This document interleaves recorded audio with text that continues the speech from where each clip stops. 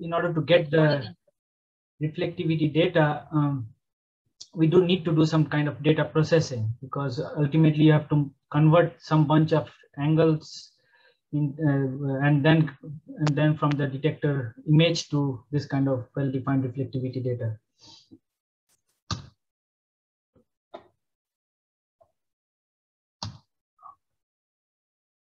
Okay, so again, for when we do data reduction, what we do is basically we go to a particular angle and then we can measure the detector image and then collect this kind of data as a function of angle. And then we need to do some kind of processing to get to the X-ray reflectivity data as shown here. So in this particular section, I will go through in details is how the data is collected, how we record the kind of X-ray reflectivity data in some form of image and files, data files, and then how we process this data file to get this reflectivity versus QZ dependence. And then at the end, I will show you using our software LSS reader how to reduce the data on during the experiment. So during the data collection, what we do is we go to different angles, collect the data in the area detector. We record all the detector images, and we also record all the angles. So we measure the X-ray reflectivity as a function of specified values of incident angles, and we move the detectors as per this geometry. As you can see, we also move the detector with the incident following the reflected beam. So in this case, the reflected beam will be always same. Reflected beam will be always same on the same position in the detector. There is another kind of configuration where we don't move the detector at all. So in that kind of position, the reflected beam will be always following some kind of path, and we need to follow that to get the detection, to get the data reduction done. But in our present case, which I will show you, there the detector is always moving with the reflected beam. So we don't need to worry about the reflected beam position. Another thing which we do for reflectivity is because we have very high intense photons coming from X-rays. So, and as you have seen, Mark shown you that at very low angle, the reflected intensity is very close to 1. The reflectivity is close to 1. That means how many, the number of photons coming in is approximately going out as a reflected beam. And if it is the incident beam, if the photon is too high, our detector cannot measure it. The dynamic range of our detector is about, about 1 million, and you are getting 10 to the 12 photons. So you need to have some way to attenuate the beam or reduce the beam or absorb the beam. So that's what we use, some kind of attenuators before the sample, which reduces the incident beam intensity. And due to that, due to the use of this attenuators, we get the reflectivity curves like this, not it. So here at with different attenuators, we have kind of collected the reflectivity curve for the whole region, but it looks like there is some kind of random jumps. So we need to, whenever we do data reduction, we have to take care of this discrete number of attenuators as well. And we have to do something to get an overlap between them. So we have to collect the data in such a way that there is overlap between two adjacent scans. Okay, so in order to save the data, we have two ways of doing it. One is to record all the motor positions. So that is done in a special file which we call spec file.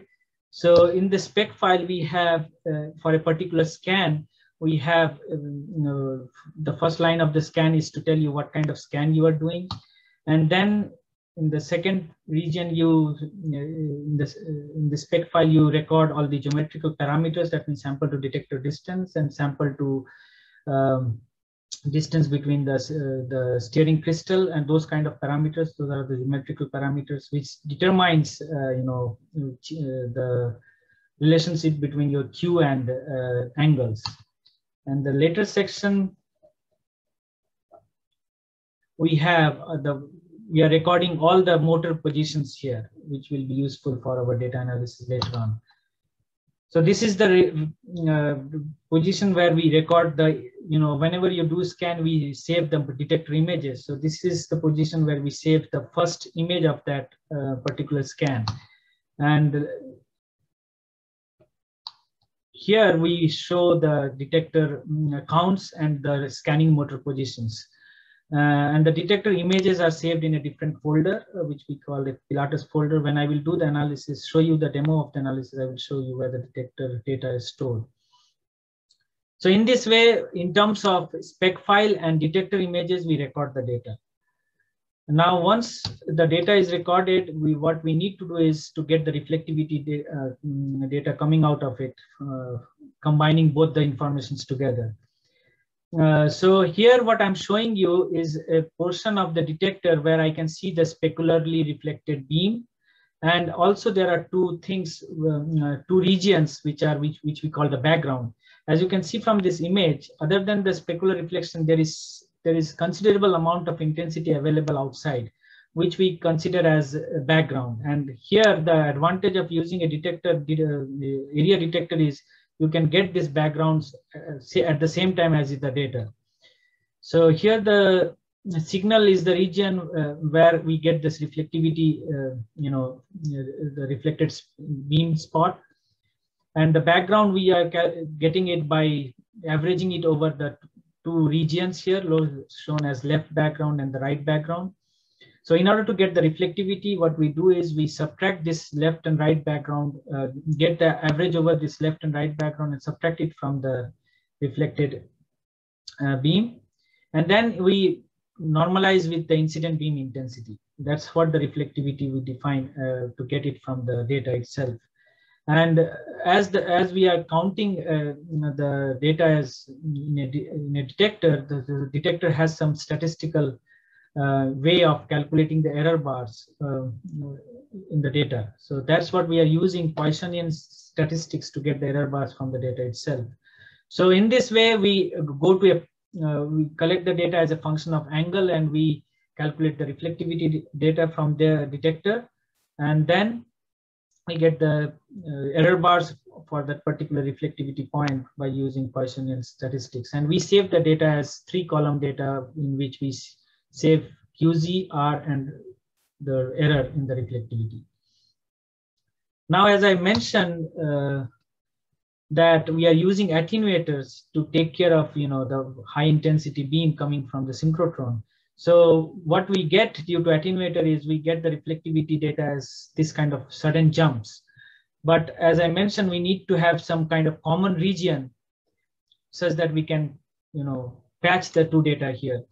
Like in this case, we have this kind of common data region, QZ region, where you have like 3 data points matching to 3 data points here, which I'm showing it in the zoomed region here. Now, in order to match this two data, what you need to do is first get the reflectivity at the same QZ. But here what we have done is we have, in this kind of scan, the range is not matching. So in order to get the intermediate data point, what we need to do is we need to interpolate the data in between. That's what we have done. Once you have done the interpolation, then just compare these two data to get the ratio, which will give you a factor, which if you multiply with either this or this one to get the thing well scaled. And that's what we have done here, get the ratio and then multiply this thing with this R2 to get the RT nu. And then you have this kind of well continuous data coming out of, just by doing patching here, by getting the absorption, but by getting the absorption ratio. Well, by doing, so we have done it for multiple attenuators. So I'm showing it for one attenuator. So you keep doing it for all the attenuators and you get the full reflectivity curve. So fortunately, you don't have to do all these things. As I mentioned, that our software will take care of it. And now I will show you a demo of how to do a kind of get this kind of reflectivity data from spec file and the images directly. Okay, so let me share the screen.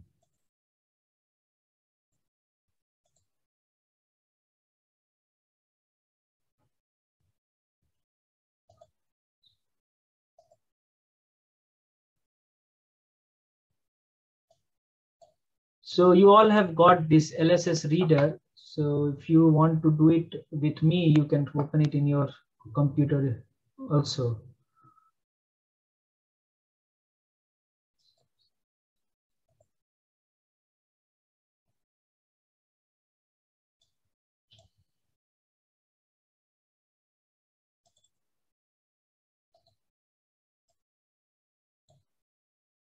Can you see the software? Yes. Okay. So first of all, we have to read the spec files. So we'll go there.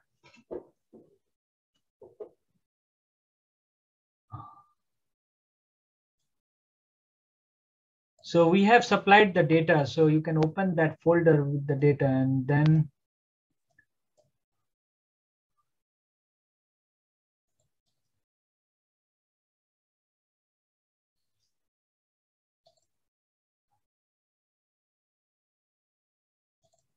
so I think we have supplied this sample data folder to you guys. So you can open this sample file, which is a spec file.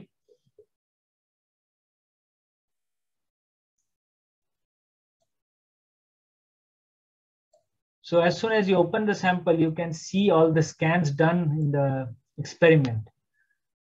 And in order to do the reflectivity, you have to, and I have also provided an instruction here, so you can follow it from the PowerPoint also. So the reflectivity scans are starting from scan number 8. So you can see that as soon as you select this, it will show you some kind of data points here. And then it will show you the detector images, which is done through Pilatus. So you will see a detector called Pilatus. And then when you click in one of the image, you will see the images coming out. So here we are showing you all the detector images corresponding to a different QZ. So you have to select all of them. I'm showing it for one scan now, but whenever you have to do the reflectivity, you have to do it for all the reflectivity scans corresponding to that particular measurement. So here you will see individually like 10 frames, but here we have more than 10 frames. So, but individually you can see 10 frames here when you select all of them. But if you want to see individually, you can click this image here and see the individual data points. Now, once you have selected all the data files, what you need to do is just click the ref patch at the bottom here. So that will give you the reflectivity data here for this particular scan. So in order to get through all the data sets, just select from 8 to 14. That's the data range we have.